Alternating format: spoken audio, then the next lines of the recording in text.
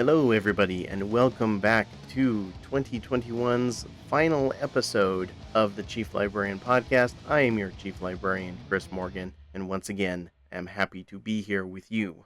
Today's intro I'm going to keep short and sweet because there is a lot going on. It is the week of Thanksgiving here in the United States.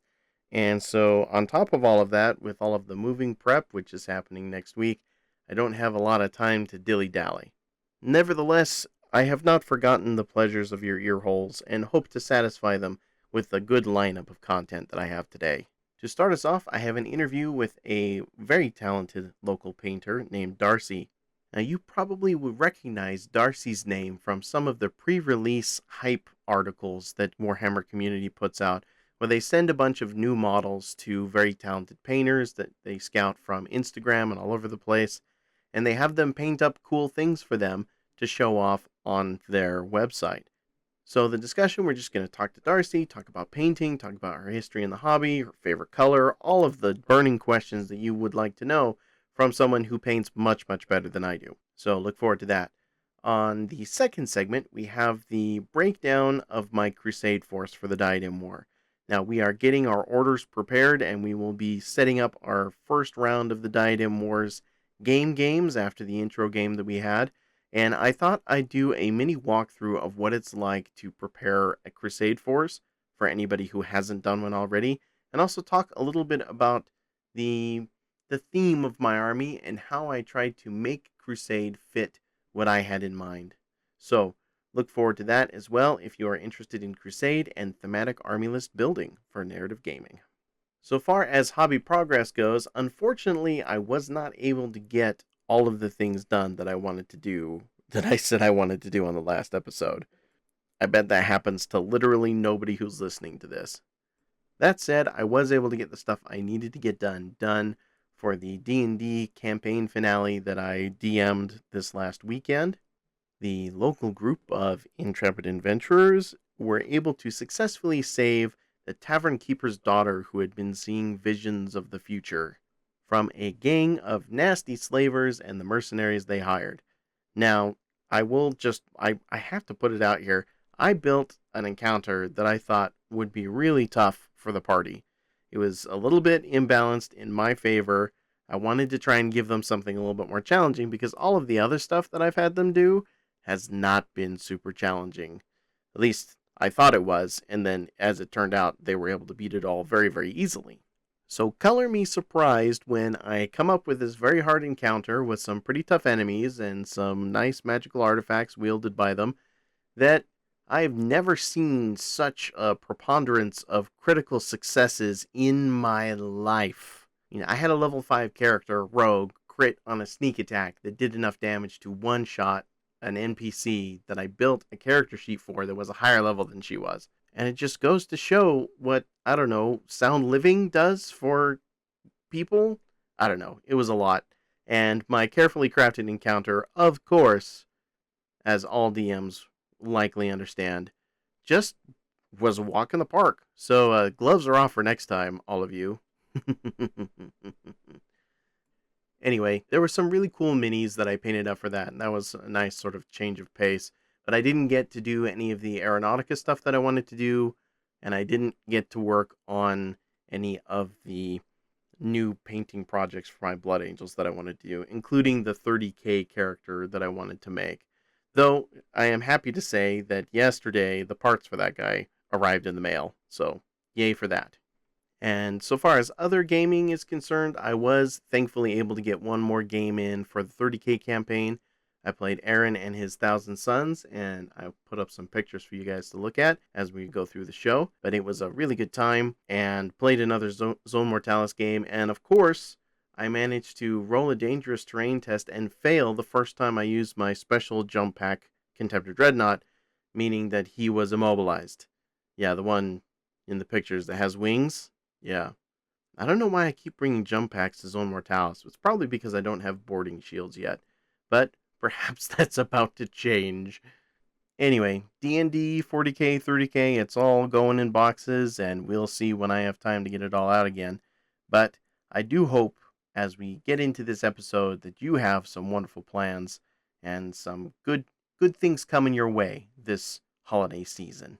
Without further ado, let's go ahead and jump into the interview with Darcy and take a step into the Librarius.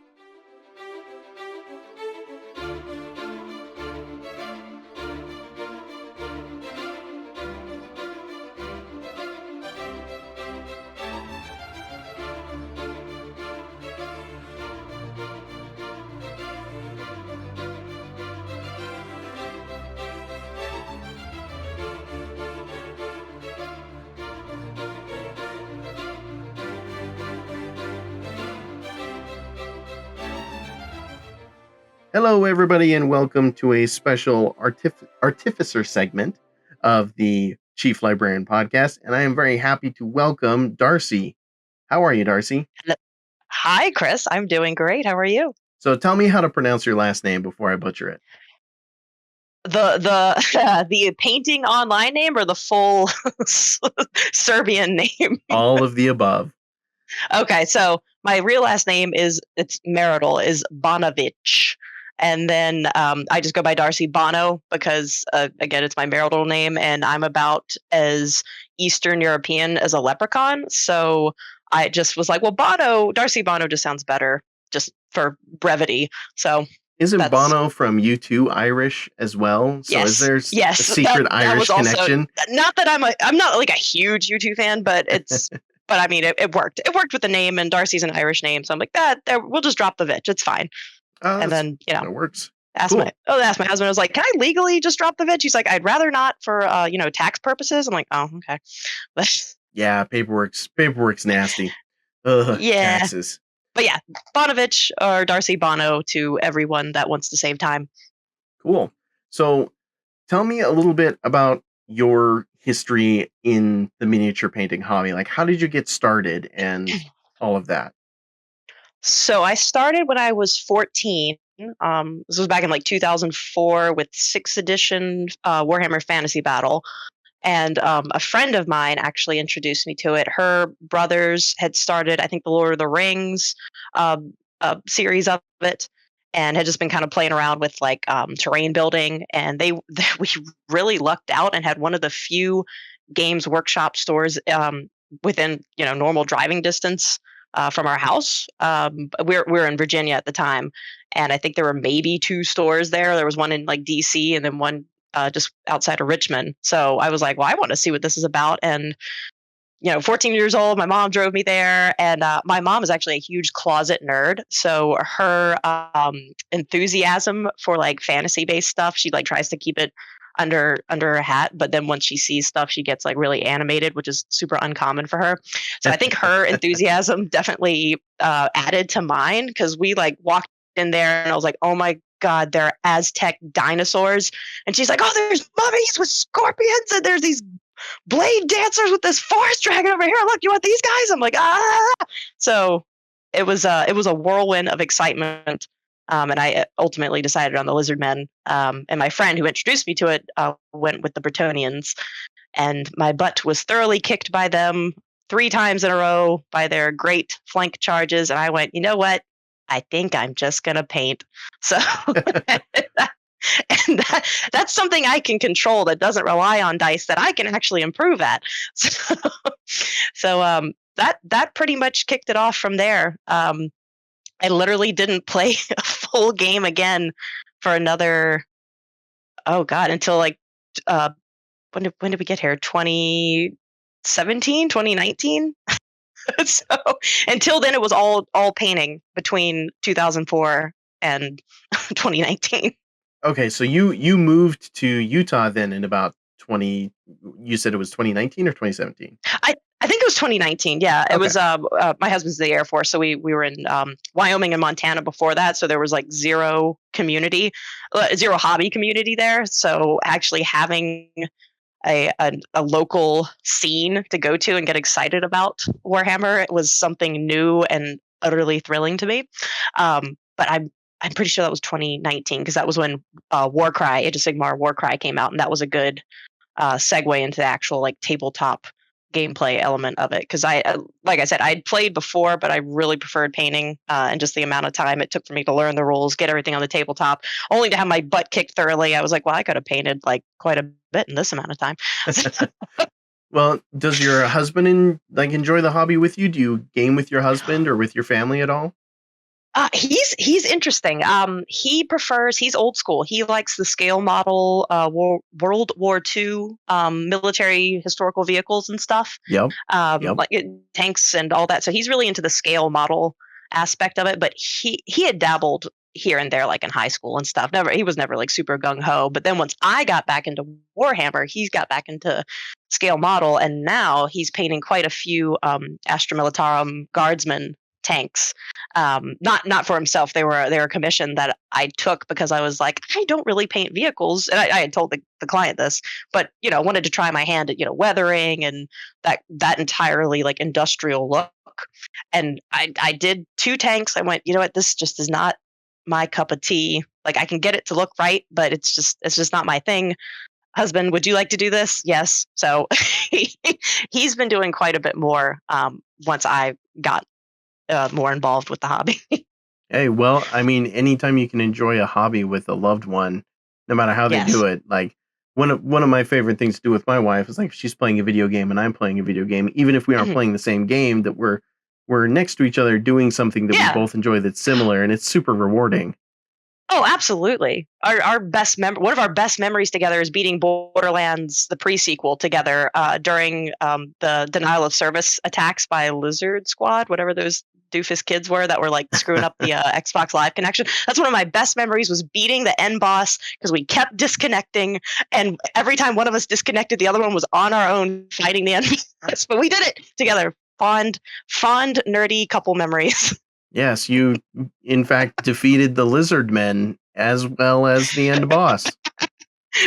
And they always have the best names, these fun ruiners. Yeah, I was like, and he told me, he was like, oh God, I think this is the Lizard Squad. I'm like, no, I think this is the end boss. He's like, no, no, no. He's like, the people that are screwing up the connection. I was like, oh, okay. Wow. But hey, memories, right? I know, and I'll never forget it. I'll be an old crazy lady in a nursing home ranting to the orderly about that, and she'll be like, okay. But Okay, so moving from a place that didn't have much like hobby community, I've never been to Montana, so I couldn't say for myself. But coming into Utah, like what was the difference, and how did you start like engaging with the community, and how did it sort of change the way that you enjoyed the hobby? Well, the main answer to that is honestly social media. I think that alone has just helped the hobby explode. Just as far as like helping people connect. I mean, that's the whole purpose of social media. So basically, as soon as I moved here, I looked up, hobby stores, Warhammer stores, and there was one literally like across the road from my house in Warhammer Layton. And so that was a great spot. And I walked in one day to get, I think, Loon Curse. It was some box set that was going on, and there were a bunch of other people there, and they were like instantly super welcoming. Like, just it felt weird, like almost like the first day of school kind of thing. Like, new kid on the block. And Hmm. then, as soon as it was there, it was just instant click, which is not something that usually goes on with me. I'm very much introverted, unless there's a certain topic of interest, and in this case, everyone has that topic of interest is Warhammer. So as soon as that happened, as soon as conversation started, then it was just like, oh, what do you do? What do you play? And then it just rolled from there. And then Facebook helped me find stuff outside of the immediate Layton, Ogden area, and Mario from Paragon Games. That the whole Salt Lake City crowd was great. I got to go to a couple tournaments there and meet tons of new people there. So it just kind of avalanched into a community, a very welcoming community. Yeah, I gotta pat Mario and pretty much everybody in the Utah community on the back for just how much it's grown and how great it is, the kind of attitude that we have about everything. I'm really glad that you're here to enjoy it. And that outside perspective probably helps because, I grew up around here, but Mhm. I also like my dad raised me as a war gamer. He was a war gamer from before when I was born. And so That's just, Oh, wow. I had a weird sort of progression of the hobby because a lot of people who I met got into it either through like a friend or through like Dungeons and Mhm. Dragons or something like that. I started right with wargaming as a kid, and so my perspective is a little weird, little off. That's good though. That's like a like almost. I mean, that's like the holy grail of starting wargaming. Though it's just you're like born instantly into it with someone that's been doing it forever. Oh, and it's great that he loves to make terrain too because I Oh benefit from yes, that so much. I yeah. That's like one of the things that way outside of my wheelhouse. Whenever I see like good terrain or board building, I'm just like mind blown. So that's awesome. Yeah, I always have ideas, but I never have the energy to actually try and make something. So, I have neither. If you give me a blank slate or a blank canvas and you're like, here, make something. I'm like, I guess I could put a tree and a rock and then I, I, my brain just shuts down when it comes to actually like just storyboarding terrain. I don't know why it's not like that shouldn't be the hard part. But yeah, just even planning it doesn't doesn't really work for me. yeah. So, I mean, you talked a lot about you like to paint. Obviously, you like to Mm, paint. People probably recognize some of your stuff from the hype articles that Warhammer Community puts out. And there was a big gap between painting, playing and painting, and then just painting and now playing again. So, what do you? It seems to me, from what you've said, you enjoy the fantasy stuff a bit more than the sci-fi stuff. Is that fair to say? yeah, that's correct. But you still paint like your Tron Tau, for example, Hmm. that's very Warhammer, Yes. very sci-fi. But nevertheless, it seems like you have a lot of passion for that. So talk to me a little bit about what draws you to one or the other, and how you kind of look at a project and decide, oh, I want to do this, I want to make that. That's a really interesting question. One I've actually tried to ask myself because, like I said, my husband's good at the vehicle stuff in like industrial metal stuff, and I have the hardest time picturing what that should look like. Um, I'm way better at just naturally thinking of color schemes that fit in a more natural environment which fantasy plays to Sure. Yeah. instead of the industrial grim dark setting. Like if you like I don't think you could pay me any amount of money and actually have me create a real deal grim dark looking miniature. I struggled to do that. So I think that's part of it is just a natural affinity for the brighter colors of fantasy, more like organic material like flesh and fur and feathers and plants. So I think it's honestly just a natural aesthetic that I enjoy. But that being said, I don't have anything against sci-fi. I do like sci-fi, but again, my Tron Tau that were my segue into 40K are very clean. There's no battle damage. They're very they have a satin finish on them, so it's almost of a shine Yeah, coat to kind of them. a They're nice not sheen to grim it. dark at all. Yeah.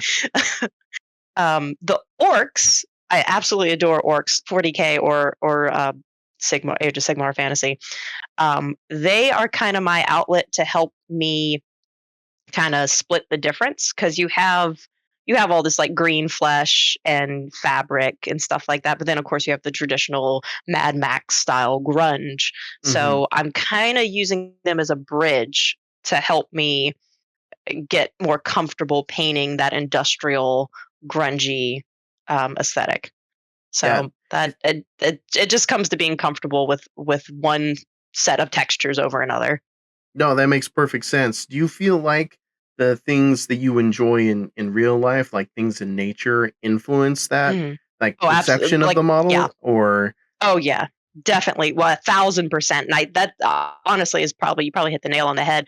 I am more inspired by like I like hiking and I like nature photography and stuff. So whenever we go out in the mountains and stuff, I'm always taking pictures of potential color palettes of like layers of moss on a log kind of thing. Definitely inspired by nature over the mechanical. So I think that's uh, you pretty much nailed it as far as I think I draw from one to the other because I draw my inspiration from the natural environment. yeah, my wife's pretty similar. Now, she she doesn't paint so much because she's kind of a perfectionist and she worries that she's going to do something wrong, which I just try and like get that out of your head. Like, of course, Yeah. it's not always going to turn out perfectly. Like, if you skip a step on your first miniature, no one is going to be upset. Like, Or so no, for that yeah, matter. nobody's going to be able to tell. It's fine. Uh, but she also really gets into more of the fantasy and the Age of Sigmar side of like Warhammer specifically, so far as like her inspirations. And she likes Mhm. orcs as well because they're just funny. Uh, Yeah. and The comedic relief. and that, I mean, it's funny until you really think about it, but it is still also kind of funny if you really think about it at the same time. Oh, they're That's my horrifically curse. brutal. Yeah. They're totally horrifically brutal. Yeah, they're funny until you see them kill someone. Yeah, yeah. It's like me and sharks. I'm cool with sharks when they're on my TV screen, but I would never want Yes. to be in the water with one. Yes. Yeah. Exactly. They're literally one of my biggest fears. Yeah. But So yeah. yeah, so you talk about like taking pictures, you talk about going out in nature and things like that. I imagine that with social media and getting the the stuff that you've been working on put up on social media for people to react to, is that how your relationship with Games Workshop started? So far as like the There early release hype stuff? Theirs was interesting. I've been posting like social media stuff like just I started my Instagram as a portfolio for myself once I started. um, that's where 2017 is coming from. So I just kind of dabbled prior to 2017, but when that year came around, I became a mom and had much less time on my hands and was very stressed. So that's when I started like painting a ton, like my sole hobby kind of stuff. Oh, sure. So I've Yeah, so that's when my social media started, but that was literally just for a catalog for me, and then it kind of took off. I painted some ice jaws. I think I sent you a picture of one of those. Yeah, Um, yeah. as probably one of the first things I had painted outside of college. Because there were like lulls in the hobby, um, over the years. But yeah, so I painted some iron jaws in an icy theme because we're in Montana. It was unbearably cold, and people seemed to really like them. So that kind of generated some like unsolicited publicity, and it just kind of escalated from there.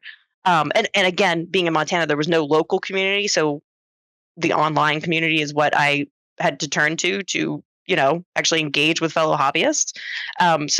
So it kind of started there, and then it grew and grew, and then one day on my Twitter account, one of the marketing managers messaged me directly, uh, and was like, "Hey, someone dropped your name to me. Love your stuff. Can we send you stuff?" And so, of course, I was like, "Yes."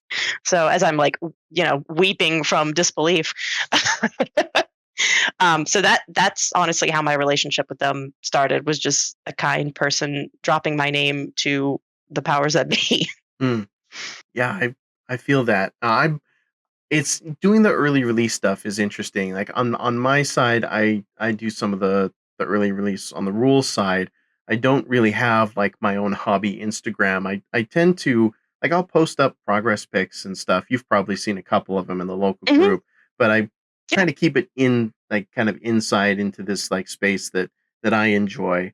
But with on the other side with the rule stuff, while I'm super engaged and I want to make my contributions to whether it's like testing or early release stuff meaningful, it does also add like a little bit of pressure because there's deadlines and Yes. things associated with that. So how on the painting side do you feel like that early access stuff has affected your ability to enjoy it? Has it made it more stressful, but has that stress been like a growth stress, or has it been more of like a, oh my gosh, I'm trying to keep my life together? Like, how, tell me how you keep that work life balance. So this whole relationship has been really new. We're talking like the past like 2 months. So maybe a little longer. So I'm still like trying to like get a feel for it. But my initial like feeling of it is that it is certainly more stressful because you actually have a business relationship now with the people who make the stuff you like. So um I think it's stressful as far as like a performance thing. The deadlines are usually pretty realistic as far as painting goes, and they've been great to work with as far as like, hey, because I was on vacation for 10 days, and I wasn't expecting to get anything from them in those in those 10 days, but it was kind of a sudden rush job that they emailed us about, and I told them outright, hey, I'm not gonna be able to make that. I come back from vacation the day that it's due, and they're like, oh yeah, don't worry about it. So just do what you can. So they're really good about not um, you know, trying to stress you out because I mean, technically you are not an employee. They can't like fire you. I think in all honesty, they do want you to enjoy what they're sending you. I mean, that's part of the promotion part of it. You don't want the people that are supposed to be broadcasting your hobby to be stressed out by it. So they've been really relaxed as far as working with it, but it I think it's more of just a personal pressure. Like, I want this to look good. I want this to like you know be something they would be happy to use for their marketing material. um so I would say the fun outweighs the stress. And that's good. I mean, that's the good balance to have. And I can totally relate to kind of what you're saying with that. Just it's like a different flavor of ice cream, I guess you could say. Mhm. Um, there's joy in the process, but there are times where you kind of need to take a step back when things get a little bit busy, and it's nice to kind of have that still waiting for you when you're on the other side of it. Right, right, and there will be a new article. I think I'll be in it on the 26th, and that was a large project that I kind of was dragging my feet on. So there is that kind of like, oh, I should be doing this, but I want to paint this kind of offset. But Yeah, um, but but again, it's more fun stress more than anything. It's a good problem to have, is what I'm trying to say. yeah. Without sounding too whiny. Oh, I've got so much stuff to paint. So We all have too much stuff to paint. Let's be yes, real. yes. But So, but on that overall, it's subject, it's good. yeah. Like, what is your sort of palette cleanser? Like, do you have like a favorite faction or range that you like to paint?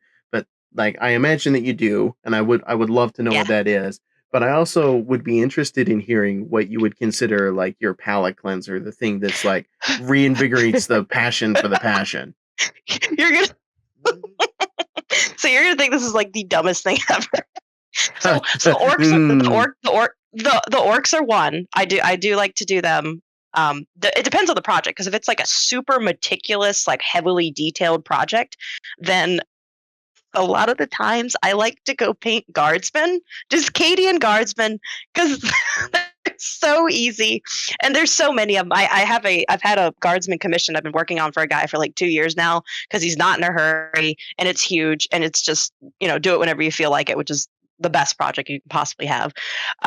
So I will literally, after a games workshop project, or even just a complicated model, I will go paint guardsmen or orc boys, something where I can just vegetate and like binge on like old episodes of Murder She Wrote while I paint, and not really focus too much. that might be the most Imperial Guard like metaphor for painting that I've ever heard. That's like It's just when you need something mindless to get your mind your head out of things, pick a guardsman, and I'm yeah, sure the commissars would agree. yeah, that's that they're vanilla, but we need vanilla sometimes. Especially in cookies. Um, Yes. but awesome. Okay, well, that honestly, that was not what I was expecting, but I am not disappointed. They So, are my palette, because you can't go wrong. It's khaki and green and black and silver. There's like four colors involved. so if that's There's a like, little more, but still. yeah, well, naturally, if that's like your palate cleanser, though, what is the thing that you dread? Like when a project's coming your way, it's something that maybe it's a commission, maybe it isn't. Like, but what is that thing where you just look like you have to emotionally prepare to paint this thing? What is that for you? Like this, like a style or a part of a model. I'm gonna just say yes. Okay, so for style, literally anything. Like if it's something that I know I will not enjoy, like as a whole, I literally will just say, hey, I'm not the person for this. This just won't look good because I this just isn't my style. This isn't me sounding like a prima donna. It would be as if you asked an opera singer to start riffing on a metal guitar. Like, yeah, they're musical, but they're not. This just isn't what they do. So I'll tell them that. And in that case, it's usually stuff like Imperial Knights. Again, big mechanical things outside of the wacky tobacco orc stuff. The orc stuff you can't mess up. Everything is asymmetrical and bonkers. But any kind of like gunship, knights, any like highly symmetrical mechanical thing, that is my don't go there zone. Um, and again, I've tried like tanks and stuff, and after those two, I was like, I'm good. As far as parts of a model, like just overall, I'd have to say faces, just because I'm not great at, like, I can do them, but the amount of stress doing them is so much worse compared to other parts of the model. Well, and that's one So, of the things, like, and about painting a model is that the way that we are wired as people, like a face becomes a focal point for our attention. right. So if it doesn't Yeah. look right, you notice really quickly. Right. Exactly. So I So, can I can and see why that would I be can stressful. get there. It's just the getting there part takes so much longer, and it's such a like tiny millimeter size surface that you're like, it'll be fine, right? They won't notice. And then you take pictures and look at it, and you're like, oh. So Okay, so I'm gonna ask you to pick your favorite your favorite color. So what is your favorite color to paint? Like if you could just have everything be this color, what color would you weird, pick? weirdly enough, my favorite color in the real world, like clothing, everything else, is green. Any shade of green or teal. But looking over my models, my favorite thing to paint is like a rust orange, like like an auburn to a rust. Like, again, Gotcha. autumn leaf color. I adore painting that. I don't know why. I love those Shades tones of personally as well. shades of orange. Okay. Well, what about your least favorite color to put on a model? Like the thing that's either Oh, gives you the most trouble or the thing you think just looks tacky or frustrating. What is it? I'm really bad with purple. I've watched Vince Venturella's purple. He does these amazing videos, and he has segments on specific colors. And I watched his one on purple about 3 or 4 times, and I still stink at it. I have the hardest time brightening it without making it a totally different shade than what I'm picturing in my head. It either ends up looking too burgundy, or it ends up looking too blue or too pastel, and it just seems to be a very finicky color that I haven't figured out yet. And I am totally out the window with pink. I I just haven't, like, other than like pink horrors, I guess. I just haven't jumped to like, oh, I'll paint that pink. Like that's just not where my mind goes with that color. So pink and purple. Zinch would kill me if he heard that, but it's fine. He would eventually planning on killing you, I'm sure. Yeah, yeah. 17 plot twists later. Yes, and then you die of old It was. age, all according to plan. You've been painting purple the whole time. Okay, so on the modeling side, like what, or I guess we could call it a mix between the assembly and painting process. What is your favorite step, and what's your least favorite step For the assembly part. for Oh, assembly and painting together? We'll say. my least favorite is just assembly in general. I have outsourced it on several occasions. Like, for example, building like 80 guardsmen. I'm like, and Tau mechs. I have definitely handed that off to people who are way better at building mechs than me. So definitely assembly, just overall least favorite part. If I could have a little like gnome following me around to do it all the time, I would. Uh, um, but the second half was what's my favorite part of Yeah, painting, yeah, the or opposite. the in Yeah, general. what's that favorite I would step?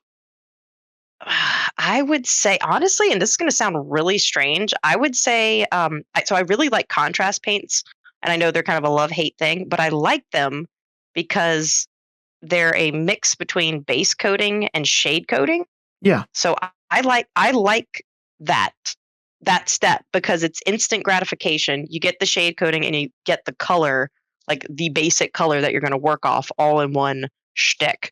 And you do have to be careful with, pooling and make sure it doesn't Yeah. oversaturate one Yeah. spot. But if you're going to be going in with, additional highlights and layers, you're going to be doing that anyway. So Sure. I'd say that just that initial like there's the color kind of feeling. Like that foundation that's not entirely base coating because base coating is pretty tedious sometimes. Yes, yes, it can be. I find that I have like personally, there's the ugly stage of the painting where it's like I've Hmm. got the colors mostly blocked in, Right, but it looks like a sloppy mess. But there's this right. point, and it's never the same point on each miniature, but it's like where it's like, oh, this is coming together now. And then I get Yes, yeah. excited, and then I get like the urge to finish the model. Um, Yes, yes, it's such an incredible feeling. Like my husband will like hear me say something. I'll be like, "Yeah, there it is," and he's like, "Are you all right down there?" I'm like, "Yep, yep, we're good." Um, but yeah, definitely, I definitely get that feeling, and I think that's why I don't like vehicles very much because they are in a constant state of looking terrible until until you do like the weathering and stuff and stuff. Fair enough. Fair enough. So, for any new or hesitant painters out there, what is the one tip you wish you had known at the beginning of your painting life that you know now? Like, what is that thing there? Like, oh, this would have saved me so much time or frustration. Do you Hmm. have something like that? I do. It's just different from when I started because I was 14 and there wasn't Google to Google stuff. Sure. The resources just weren't there. Um, I would say as far as just and I wasn't really scared of messing up is the crazy thing because I didn't care. No one else was seeing it but me. So I would jumping off that I would say just don't like you said about your wife, don't be afraid of messing up. There's no there's literally no downside to it. Like, yeah, I get it. The models can be expensive. Um, I literally think that might be the only drawback to if you mess up, because no one. I mean, if you mess up, just don't share it online, or don't go around showing it if you're if you Yeah, if you're like nervous if you about feel it. like you're yeah, exactly. So like no one's gonna care. We all have to start somewhere, as cheesy as that sounds. But I mean, I started with folk art craft paints and my Oh, army yeah. book. So Yeah. yeah, it's Yep. that was everyone's a chunky monkey. But I still have I have not repainted my lizardmen. They're what they were back then. So I would say as far as new painters go, don't be afraid of messing up. I mean, if you do and it's unsalvageable, it's fine. I would start with a small like box set, like a $30 box set. Like that's what, like 3 meals at Wendy's if you if you mess up. There so I think that would be it. I think that's probably what I hear the most of from new painters is that I don't want to mess this up kind of thing. They don't really say why though, but Yeah. It's almost like they're so afraid of failing they don't start. right. Yeah, exactly. Okay. Exactly. No, I feel that. I mean, I got used to my painting sucking early on. I was painting like horses with the craft store paint, and it was Yeah, like stuff. It was the thing my dad would let me do. I'd just plop down next to him, and that's what I would do. And he would always fix it and touch it up a little bit later. But I guess I kind of right. got used to seeing my stuff not look great from the beginning, and that helped. Well, I never like went into it going like, "Oh man, I'm gonna paint. It's gonna be the coolest thing. I'm gonna share it with everybody." I I literally was just like, I just want to make these things colorful. Like it was literally like a coloring book. It was like a 3D coloring book to me. So I would approach it that way. Don't don't look at other painters who have been doing this forever and go like, "Oh, I'm never gonna be there," because it doesn't Or you have to really matter. start there. Yeah. Yeah, exactly. I mean, I honestly wouldn't even like make that the end goal to be the best because then you're going to just constantly have this like amount of stress on yourself. It's meant to be the whole process is meant to be enjoyable, not this like Olympian tryout thing. For sure. So on the opposite end of that, what is like the most useless hobby tip or like painting fad that you've seen that you just looked at and thought, no, I don't want to do that. Like, or this doesn't seem all that helpful. Like, do you have anything like that? Kind of, without saying too much, pointing fingers too much at certain brands, there are quote unquote pro dry brushes that are have a Okay, rounded shape to them. that's a good That one. they're actually they're sold by, I've seen them in two different brands so far, both that are very, very good, commonplace name brand product manufacturers, and they sell their quote pro dry brushes. And their selling point is that, they're rounded and they're densely packed bristles.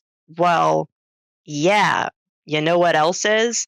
Literally, I don't know, eyeshadow brushes, concealer brushes, multiple cheap cosmetic brushes are identical to them, and to the point, and I was gonna make a video on this, but I thought it was kind of a jerk move if I did, where I tested them out across the two brands selling them and compared them to the makeup brushes. There was zero difference whatsoever. It wasn't even like, oh yeah, this is a little bit better, but not to the point where I'd pay for it. It was okay. These are this is insane. These are absolutely identical in bristles and texture, everything. So instead of buying quote pro marketed as pro dry brushes, go to Walmart, go to Target, get a cheap $2 to $3 makeup brush. Something about the size of your fingernail in width is really all you need unless you're doing terrain. And if that's the case, if you are doing terrain, just get a bigger makeup brush. Either way, it's going to cost you like at least, I don't know, probably half of what they're charging for the pro ones. Oh, but sometimes you want your paintbrush handles to match.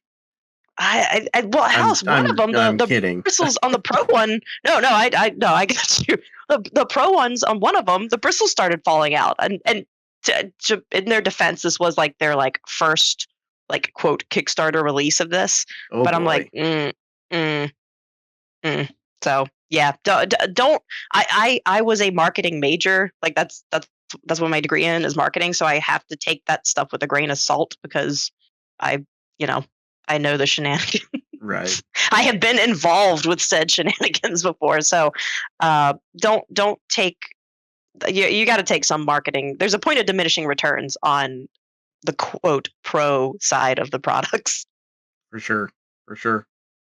Okay, Now cool. I sound like a smug jerk, but No, I mean, this is the hopefully that was information that helpful. people need to know.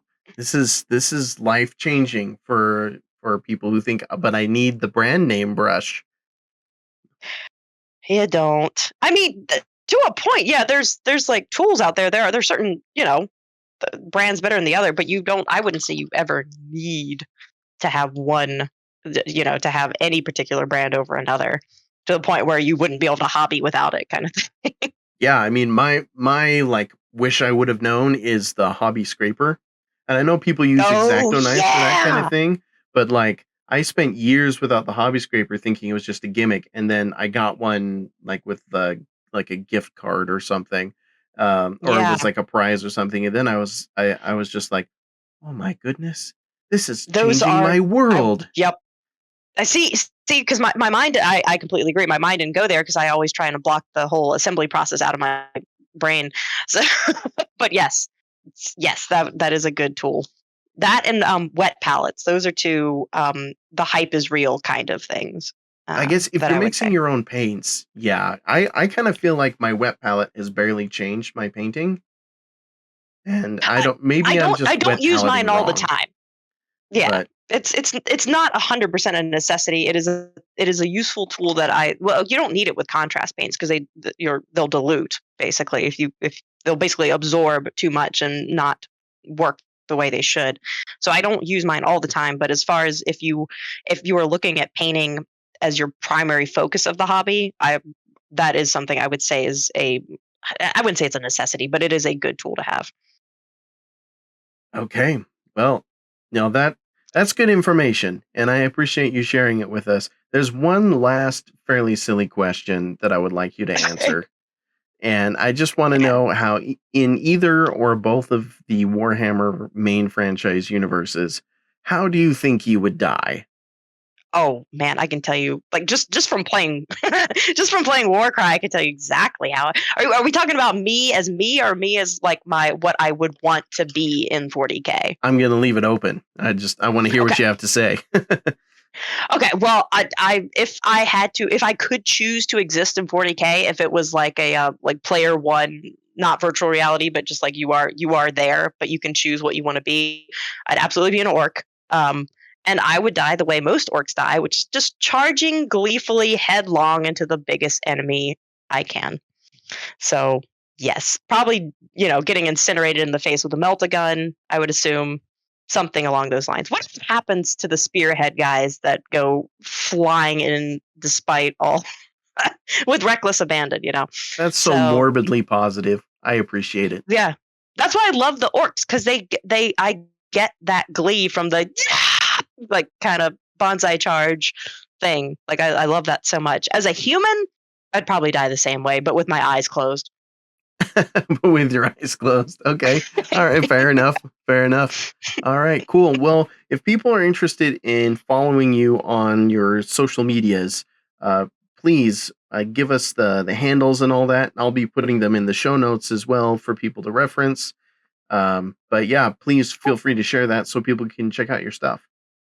Awesome. Yeah, I'll send you the link. I have a link tree, which is like an umbrella that holds like all the social media links. So you don't have to go clicking, each individual one. Basically, if you click that, it'll say, Instagram, Facebook page, whatever your cup of tea is as far as social media. So I will provide you with that so you can put it in the notes. Excellent. Well, everybody, make sure at this moment you go and look at the notes. It'll be up on the YouTube or wherever you are downloading your podcasts, and they allow us to put notes in, which is most What, of them. But hey, yes, Chris, can I ask you a question? absolutely. What is, and maybe you've answered it before. What's your Warhammer death? I've never been asked this, and now that I've shared mine, I want to know yours. Oh, definitely, definitely. A lot of people like to say, "Oh, well, I wouldn't be anybody special. I'd just be like a guardsman because I'm not cool." It's like that's thinking small for me. That's very anti Boo. 40K. I personally, I feel like I would fall to the black rage and die killing something that I just hated with every fiber of my being. That's Oh probably how my. I would die. Yeah. Oh man. I don't know. Yeah, that's pretty intense. That's pretty grim dark right there. I don't know, but there's something very liberating because at least I would feel like I was sanguineous for a minute first. That's pretty good. That's like not gleeful killing though. You must be like happy. Orcs are happy when they're bull rushing into a mob of Hormagaunts or whatever the Tyranid infantry is called. I can never remember. Hormagons, Termagants. Termagants, that's the word. I was like picturing it in my head, but then couldn't like pronounce it. That's okay. Cool. Awesome. Good death. I agree. But thank you very much for taking the time to talk to me, and I look forward to seeing you around the community some more. Yeah, absolutely. Yeah, we'll definitely touch base at one of the other tournaments. I'm sure there'll be more in the future. And thank you again so much for having me. This was a lot of fun. Awesome. Well, we'll end there and wish everybody Cool. a happy Thanksgiving / Yes. holiday season. And the Chief Librarian show will be back next year. Cheers. Woohoo. All right. Happy Thanksgiving, guys. Bye bye.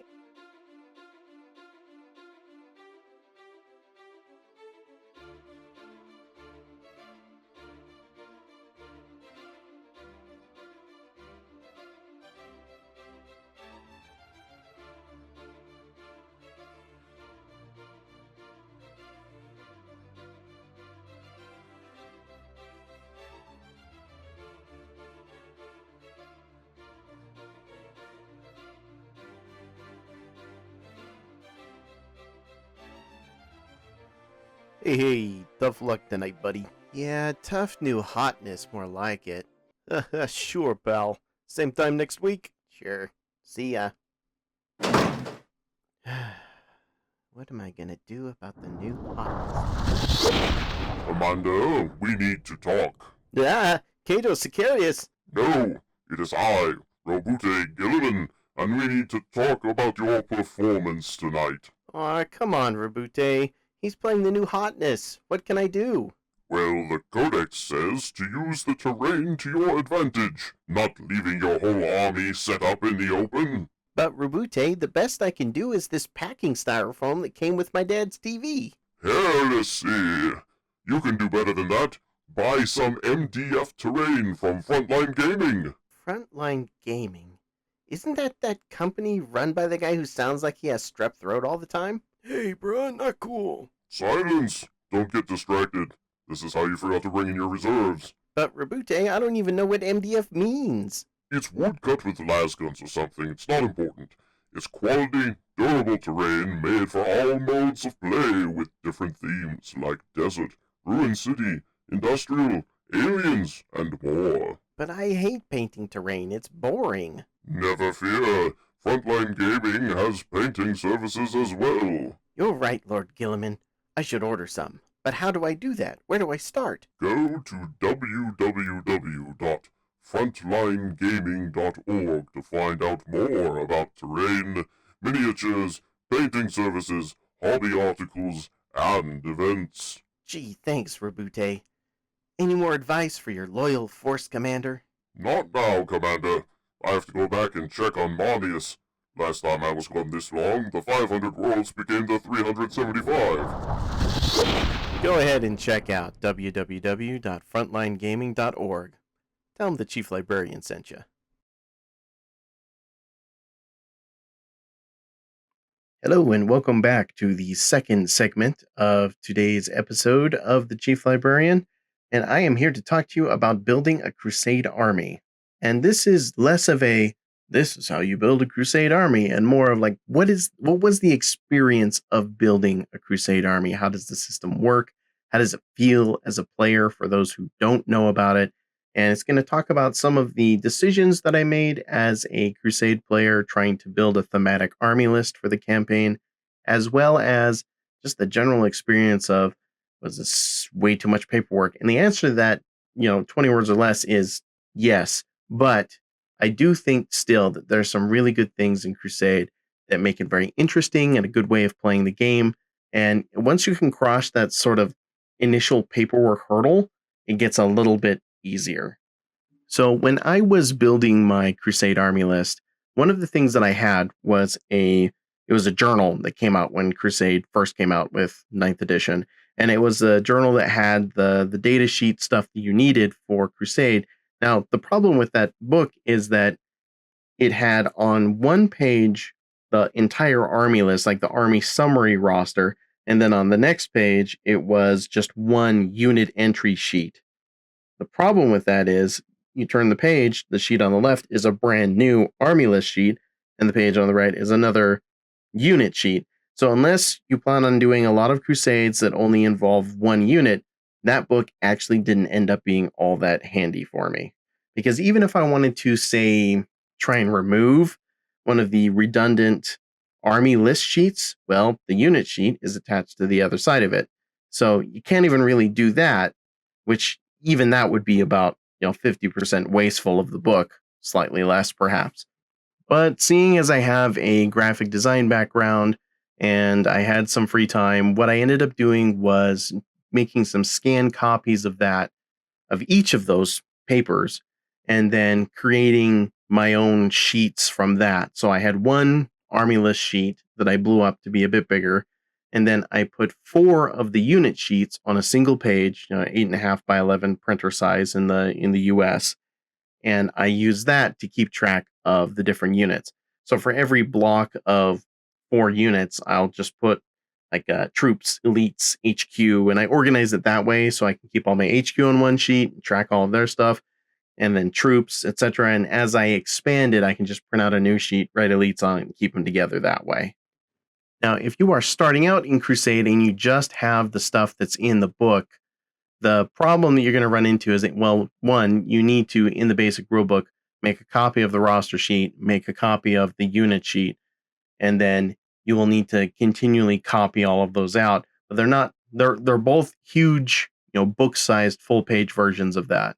And that can be a little bit tricky if you don't know how to use a scanner, if you don't have something easily accessible.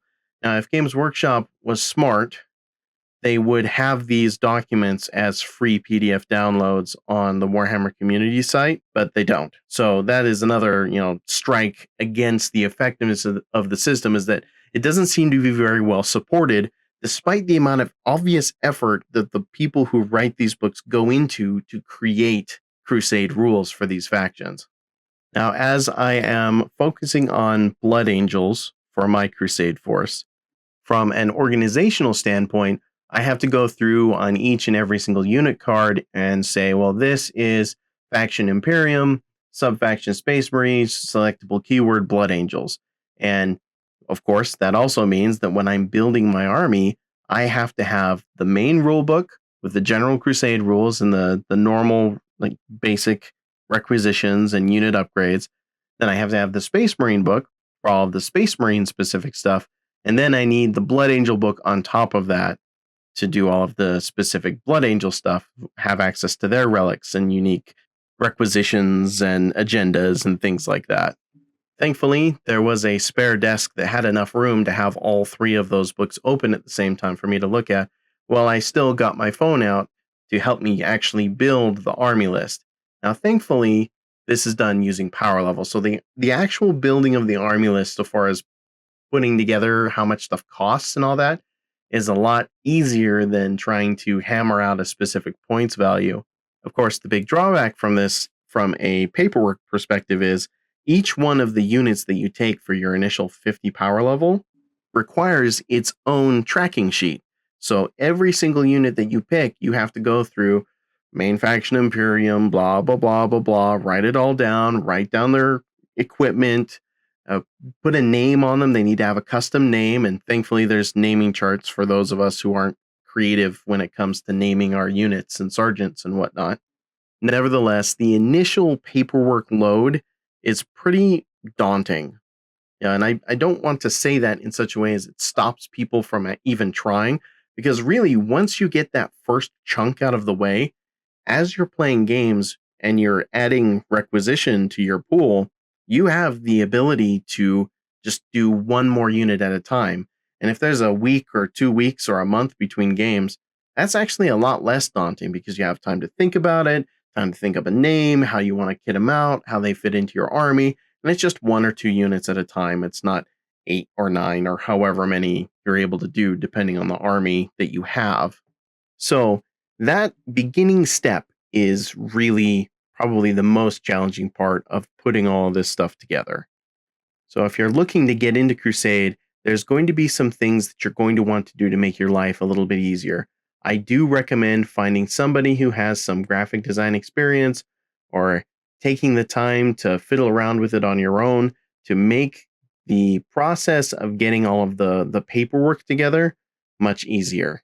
Additionally, you want to make sure that if you have a book that requires sub-factions to have their own books, like Space Marines having Blood Angel Codex supplements, etc., make sure you have them all open at the same time. Find some space for it.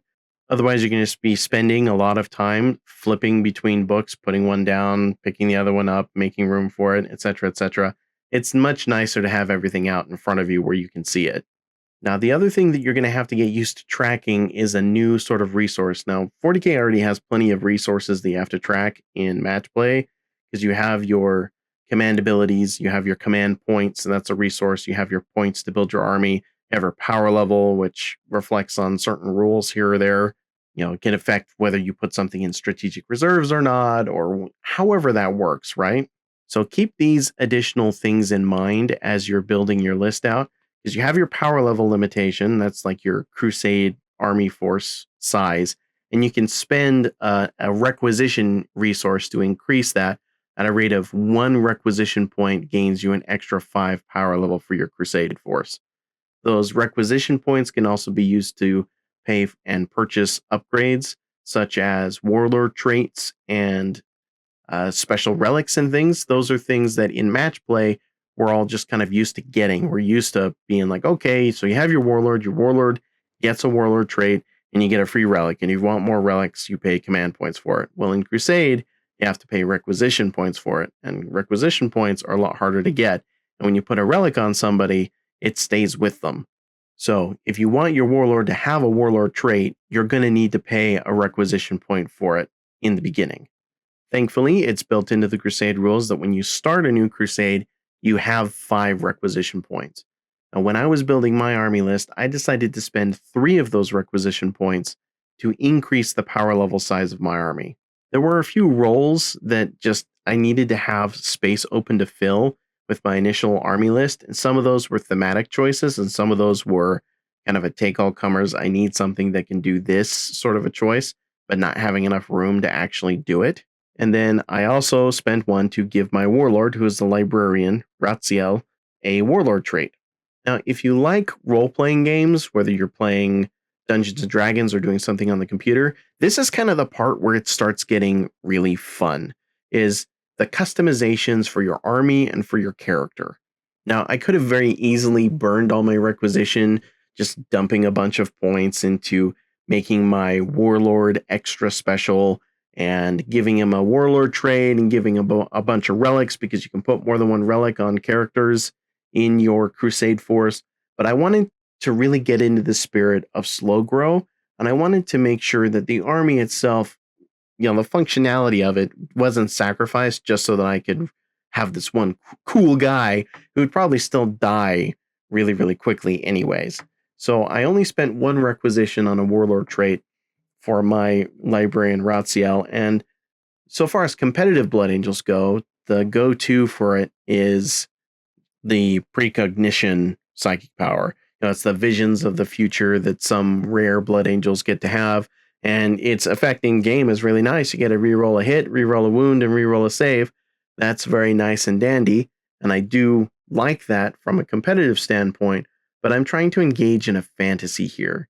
And one of my favorite fantasies and one of my favorite things about the Blood Angels is the fact that they are artisans, that they spend their free time as a way of dealing with their tumultuous emotional states from time to time, making beautiful things and expressing their passion via beauty as opposed to violence. That duality is something that I really, really love about the chapter, and it's something that I wanted to have my proxy on the tabletop engage in.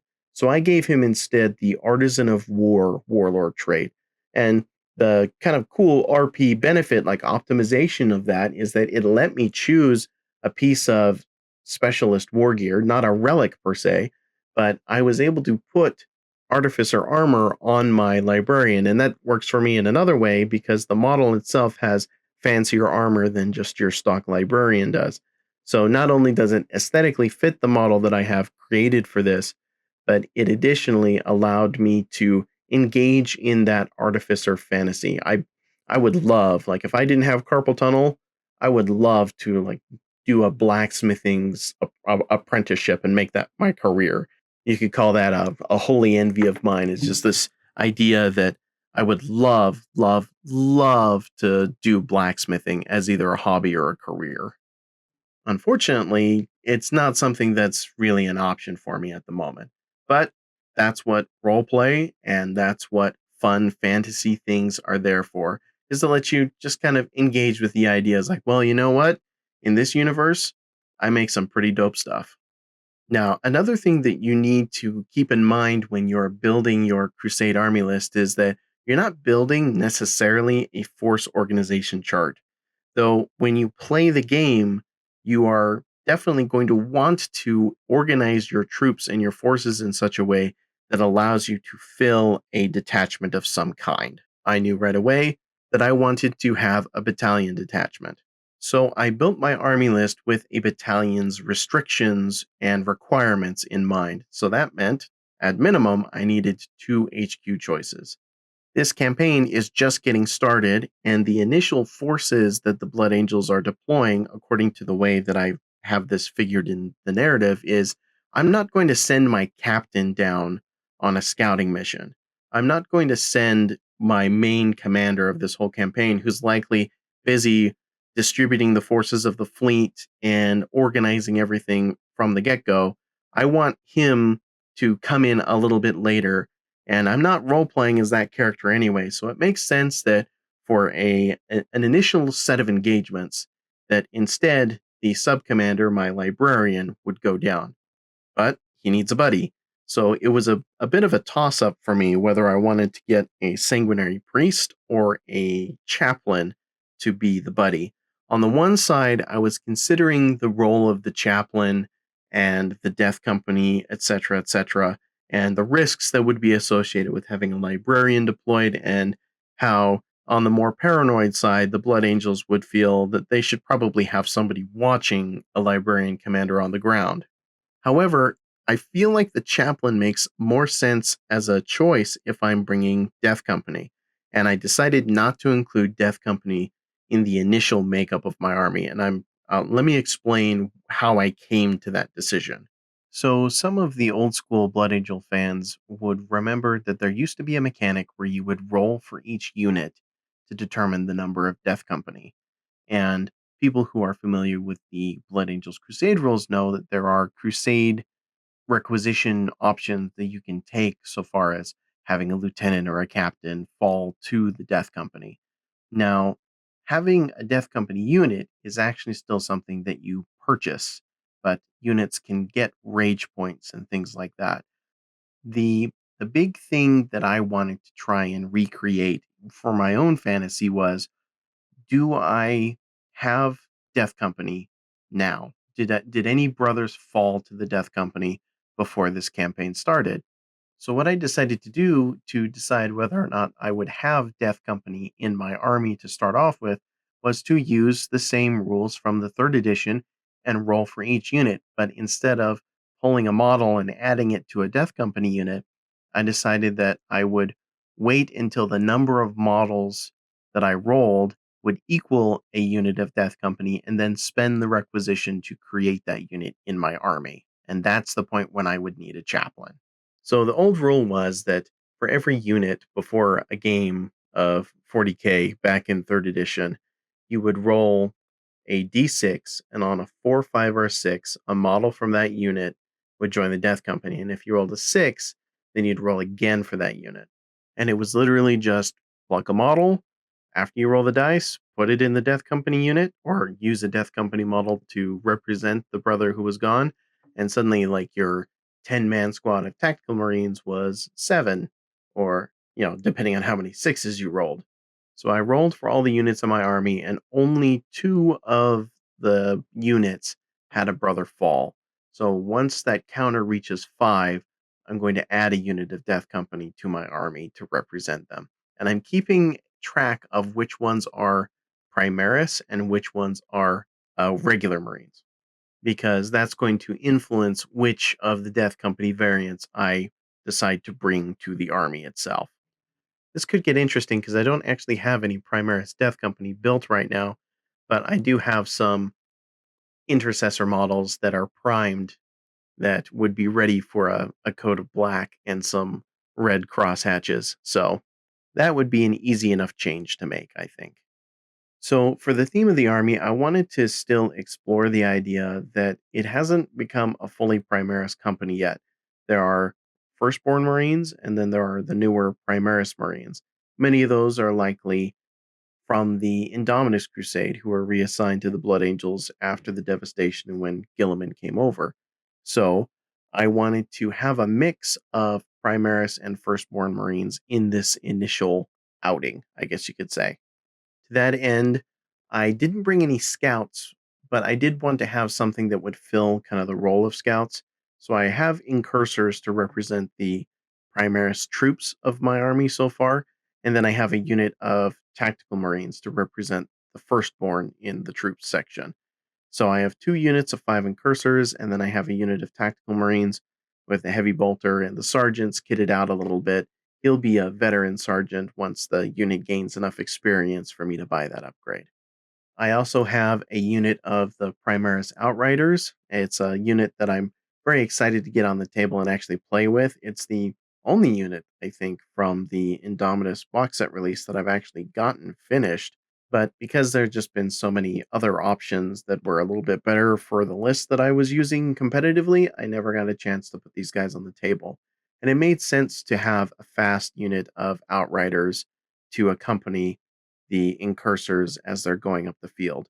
So I have the outriders there, and then to further sort of build on that Phobos theme, I have a unit of eliminators, two with las fusils, and then the instigator bolt carbine on the sergeant. So he's also filling sort of a sniper slash heavy weapons role because the damage 3 on those carbines is neat and nifty. But I still also wanted to buy into the fantasy that I've been building with my third company, Blood Angels, where so much of the chapter is themed after a Horus Heresy aesthetic. And to that end, I researched a sort of forgotten piece of Blood Angels lore. It's from a short story by James Swallow called Redeemed. Now, a little bit of a spoiler alert here, but there is a set of novels that he wrote, the first omnibus of Rafin story. And in that, a group of space marines led by a inquisitor go out on a quest to find the lost spear of Telesto. And I believe that the spear of Telesto is first referenced in Blood Angels lore in these books.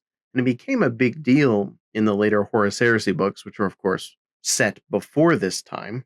Nevertheless, once they secure the spear, and we don't actually get to see like the journey of finding it per se in the book, so that's not really a spoiler. But the fact that they get to bring it home, what happens to it after that?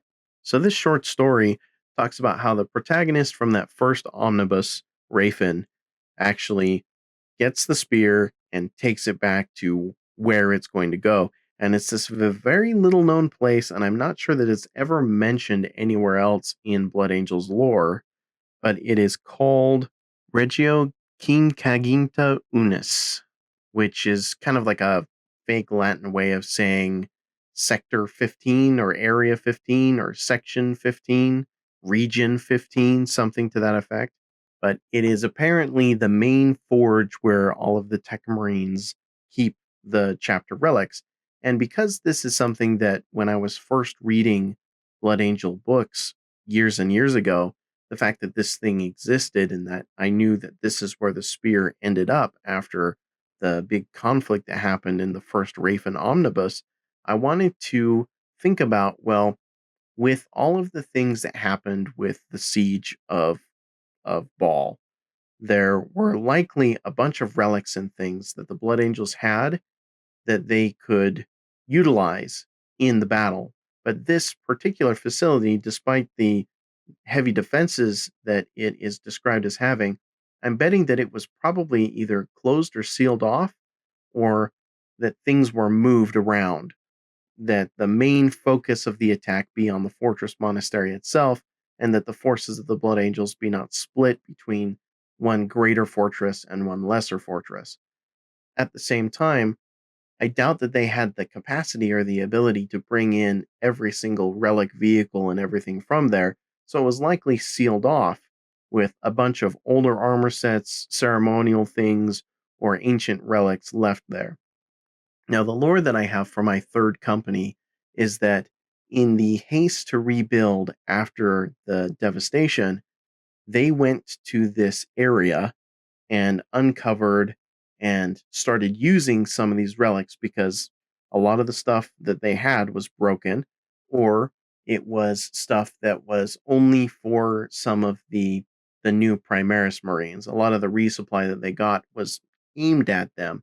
So instead of having a bunch of spare dead people things that they could use because the Tyranids destroyed so much of it, they actually went further into the past, and Dante gave them the thumbs up to unearth and start using some of the more ancient relics that maybe were just on display or were forgotten about over time. So, to represent that philosophy on the battlefield for my Crusade force, I decided that I was going to bring a Relic Contemptor Dreadnought. And don't worry, I'm not bringing the Volkite hotness that's going on right now. I'm literally bringing the one that I built loaded out for my 30k army, which has a chain fist and a plasma cannon. So I'm bringing that, And then I am also bringing some Cataphractii Terminators. Because again, some of this stuff is thematic, but some of it is also for effectiveness. I feel like, so far as a power gaming choice, the Relic Terminators aren't really a powerhouse unit. Nobody's really worried about taking them, but they are still, I mean, 2+ armor save with a 5++ invulnerable save. They still have some oomph to them, and I have basically my Horus Heresy loadout already on there, which is supported in the current data sheet. So got some lightning claws, I got some power weapons, I've got some combi bolters, and it's just going to be a good sort of solid unit that will move up the board with some of my non-jump pack units and characters.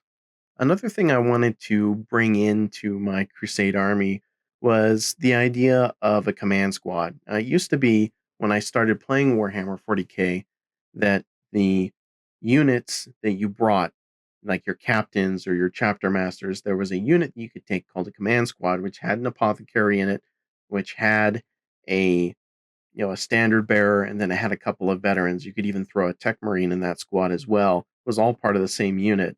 Well, that's obviously not a thing anymore, but I did want to use models that would pay homage to that old tradition in Space Marine Army List building. So, coming back to my second HQ choice, it felt thematically appropriate, if I'm bringing this honor guard that used to have an apothecary in it, to have a sanguinary priest be my second HQ. And then my librarian has a more hopeful, because that's what I associate with the sanguinary priest, is kind of a more hopeful aesthetic, a channel your fury, a spiritual guardianship that goes beyond just the if you twitch, I'm going to put you in the death company, and more into a I want to help you fight better, but I also want to save your soul and preserve you and your gene seed for future generations, sort of a thing. So I've got some company veterans. I've got an ancient. It's just a regular ancient firstborn Marine, and he's wearing Mark IV armor for power armor. And then I've got a company champion. How effective is this going to be? I'm not sure, but I feel like it covers some bases. It stays true to the theme. And if there's something that I don't like, or that just doesn't end up working, depending on how things with the rest of the campaign go, I can switch it out later. But I wanted to err on the side of something that I feel like will play okay, that fits into my theme, and something that I can develop and help a little bit later.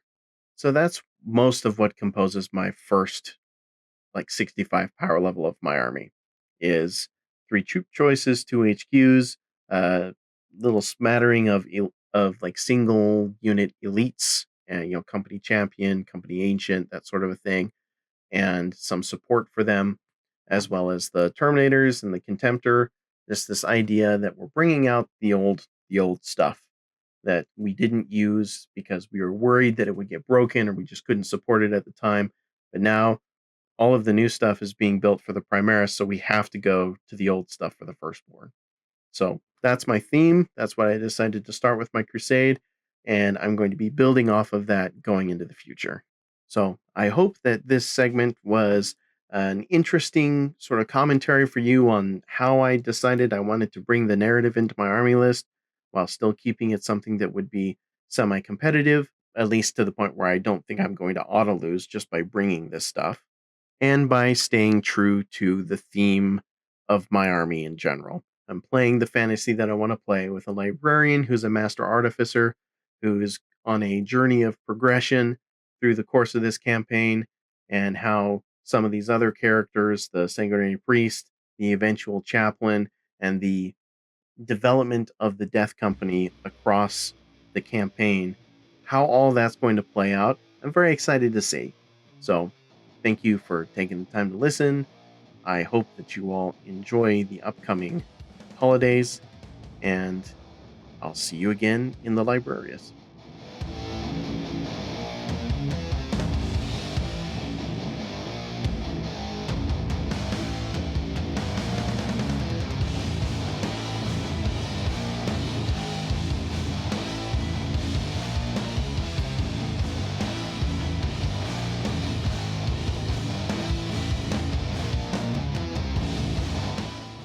And with that, we conclude the final episode of the Chief Librarian podcast for the year 2021. Thank you all for coming on this journey with me. So far as when you can expect the next episode to come out, expect it to come out probably sometime mid-January. I am going to be in the process of doing some home renovations, and part of that is basically building a hobby room. And in the meantime, I am going to need to focus on getting all that stuff ready. So we'll say that room is my hobby progress goal before the next episode, and we'll see if I am successful before I get another chance to record. Hopefully, by the time I come back, I'll be able to come back with a bang. Should I start off the new year doing a Why I Love Blood Angels, or should I just save that for another time? How long am I going to just keep you all waiting? Or will I surprise you with something like Why I Love Tyranids? Spoiler alert, I don't love Tyranids. You'll just have to wait and see. In the meantime, feel free to still reach out and message me at facebook.com/brothercaptainmorgan for my page Captain Morgan's Librarius. But until next time, I bid you all a fond farewell and hope that you successfully finish the rest of the year in peace and happiness. Or, an eternity of war, whichever suits your fancy. Cheers. Hey, you. Yes, you. Right there. You are listening to the Frontline Gaming Network. So what does that mean? That means that you have access to a bunch of different and interesting shows. Right now, I'm listening to a lot of Signals from the Frontline because who has time nowadays to follow on your own and get all of the latest news in the gaming hobby? It is streamed every Wednesday, and I never catch it for the stream, but I do catch it later. I especially enjoy Kicker's commentary. He is 40K Hype Man USA, and I challenge anyone, I dare you, to try and prove me wrong or to upstage the hype that is Kicker Kolosny. So, with my recommendation in hand, go and listen to Signals from the Frontline on the Frontline Gaming Network. I am Chris Morgan, and you are listening to a Creative Commons licensed podcast. Some rights reserved.